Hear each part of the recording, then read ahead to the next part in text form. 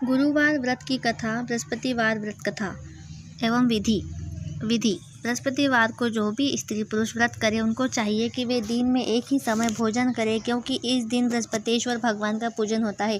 भोजन पीले चने की दाल का करें, परंतु नमक नहीं खाएं। पीले वस्त्र पहने, पीले फलों का उपयोग करें, पीले चंदन से पूजन करें। पूजन के बाद प्रेम पूर्वक गुरु महाराज की कथा सुनना चाहिए। इस व्रत को करने से मन की इच्छाएं पूरी होती है और बृहस्पति महाराज प्रसन्न होते हैं तथा धन, पुत्र और विद्या एवं मनोवांछित फल की प्राप्ति होती है। परिवार को सुख शांति मिलती है, इसलिए यह व्रत सर्वश्रेष्ठ और अति फलदायक है। इस व्रत में केले का पूजन करना चाहिए। कथा और पूजन के समय मन, कर्म, वचन से शुद्ध होकर जो इच्छा हो बृहस्पति देव से प्रार्थना करना चाहिए। समस्त इच्छाओं को बृहस्पति देव अवश्य पूर्ण करते हैं, ऐसा दृढ़ विश्वास रखना चाहिए। अथ श्री बृहस्पतिवार की व्रत कथा। एक समय की बात है, भारत में एक नरपति राजा राज्य करता था। वह बड़ा ही प्रतापी और दानी था। वह नित्य प्रतिदिन मंदिर में दर्शन करने जाता था तथा ब्राह्मण और गुरु की सेवा किया करता था। उसके दान से कोई निराश होकर नहीं लौटता था। वह प्रत्येक गुरुवार को व्रत रखता एवं पूजन करता था। हर दिन गरीबों की सहायता करता था, किंतु ये सब बातें रानी को अच्छी नहीं लगती। वह न व्रत करती और न किसी को एक दमड़ी दान में देती थी तथा राजा को भी ऐसा करने से मना करती थी। एक समय की बात है कि राजा शिकार खेलने वन को गए हुए थे। घर पर रानी और दासी थी। उस समय गुरु भगवान एक साधु का रूप धारण कर राजा के द्वार पर भिक्षा मांगने गए। तब रानी कहने लगी, हे साधु महाराज, मैं इस दान पुण्य से तंग आ गई हूँ। मेरे घर का कार्य तो समाप्त ही नहीं होता। इस कार्य के लिए तो मेरे पतिदेव भी बहुत थे।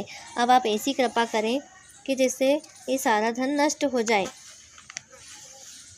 तथा मैं आराम से रह सकूं। साधु बोले, हे देवी, तुम तो बड़ी विचित्र हो। संतान और धन से कोई दुखी होता है? इसको सभी चाहते हैं। पापी भी पुत्र और धन की इच्छा करता है। अगर आपके पास धन अधिक है तो भूखे मनुष्यों को भोजन कराओ, प्याऊ लगवाओ, ब्राह्मण को दान दो, धर्मशाला, तालाब, कुआं, बावड़ी, बाग बगीचे आदि का निर्माण कराओ, निर्धन मनुष्यों की कुंवारी कन्याओं का ब्याह कराओ, बाग बगीचे आदि का निर्माण कराओ, अनेक यज्ञादि धर्म करो। इस प्रकार के कर्मों से आपके कुल का नाम परलोक में सार्थक होगा एवं स्वर्ग की प्राप्ति हो गया। मगर रानी को इन बातों से खुश न हुई। वह बोली, है साधु महाराज, मुझे ऐसे धन की भी आवश्यकता नहीं जिसको और मनुष्यों को दान दूँ तथा जिसको रखने और उठाने में मेरा सारा समय बराबर हो जाए।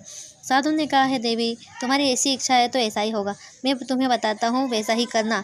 बृहस्पतिवार के दिन घर को गोबर से लिपना, अपने केशों को धोना, केशों को धोते समय स्नान करना, राजा से कहना कि वह हजामत करवाए, भोजन में मांस मदिरा खाना, कपड़े धोबी के यहाँ धुलने डालना। इस प्रकार 7 बृहस्पतिवार करने से तुम्हारा धन नष्ट हो जाएगा।